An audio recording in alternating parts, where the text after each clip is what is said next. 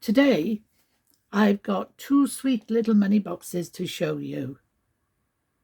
And to be honest, they completely fooled me at first because they both look as if they're wooden and they're both actually something quite different. But before I go into that, I just want to say hello and welcome, or welcome back if you visited before. My name's Pam and I'm the voice of Miss Piggybank's Money Box Collection. So let us begin. So here we are, ready to begin. At first glance, you may be absolutely convinced that they're both made of wood. One, I think, is much more likely to be, oh, that's definitely wood.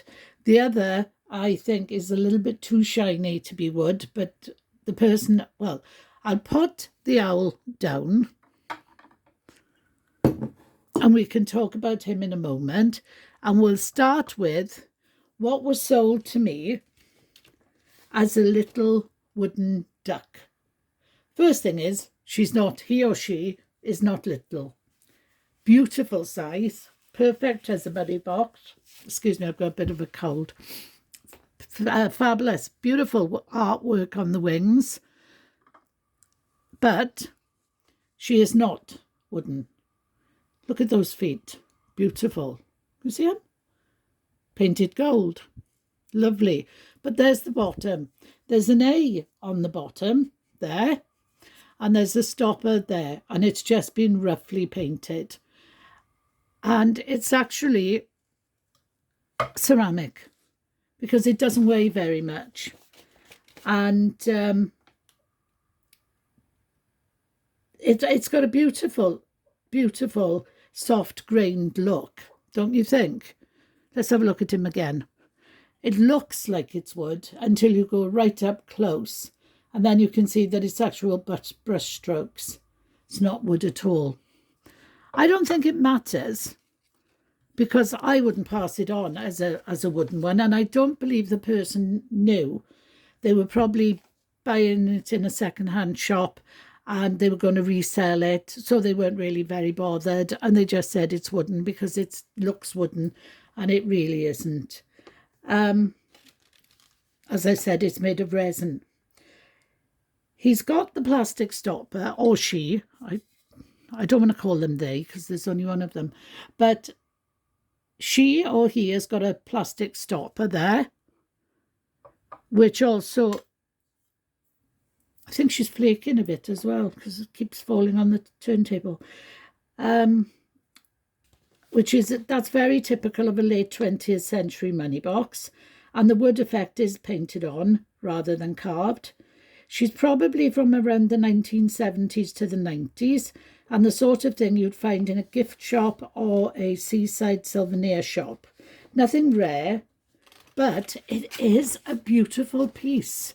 It's more like the look of a duckling to me, because ducks usually sort of stretch their necks to look quite scary, but this one doesn't. But it is absolutely lovely, and I do love it, and I am glad I got it. Now this one, although this has confused me as well, it's confused me in a completely different way. He's the most surprising one, I think. He's actually either porcelain or china, and he's got that beautiful glossy glaze that gives him the slightly wet look. The pattern is really quite lovely when you look at it closely. Come on, my darling. Can you see the pattern there? I'll turn him round, or her. There, look at the work on that. Absolutely lovely. There's the bottom. I'm not sure. I think that might be a H, but it could be anything. Let's put it back down. And also his beak is lovely too. Now, what can I tell you about this one? It's quite typical of the mid-century ceramics, often made in places like Japan or Europe for export. So he's likely dates somewhere around the 1960s or 70s. This was bought from a second-hand shop, and after a lot of discussion, the lady in the shop and I decided he was either made as an ornament, and this slot was added afterwards, or he was made with a slot, but he was meant to be smashed like the pots of today, but this is quite old. But it still could have had the same idea. And what's happened is the person who owned it loved it so much that they've tried to make the slot bigger. So in fact, you could get the money out of this very easily without breaking it. You could just use a knife or a flat implement and ease it out. So that is a very good thing. So they're both very similar in the style that they're birds or ducks and owls, whichever way you want to look at it. They're not especially valuable, but they're full of charm and they make a really good looking pair to display together. And I always think it's these little surprises that make a collection so enjoyable. But I've overrun by a whole minute, so I have to go. Watch the description. I'm going to put a lot more information in there. Take care, and I hope you come back soon. Bye-bye.